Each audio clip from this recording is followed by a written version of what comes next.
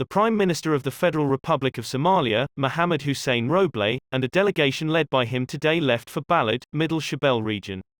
Roble was accompanied by Hirshabelle State President Ali Abdullahi Hussein, cabinet ministers and military officials, and was warmly welcomed by the community and administration of Middle Shabelle. The Prime Minister will monitor the security and living conditions in Balad and surrounding areas. Roble and his delegation also inspected the construction of the long road connecting Mogadishu and Johar, the regional capital of Hirshabelle. Prime Minister Mohamed Hussein Roble will also meet with intellectuals and various sections of the community in Balad. Security has been beefed up, with more troops deployed in and around the city to ensure the safety of the Prime Minister's delegation. It is Roble's first visit to Balad, since he was appointed Prime Minister of the Somali government.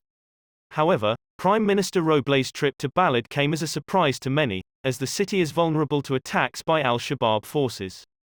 The Prime Minister also met with the administration of Balad district, and also visited the Somali textile factory in Balad district.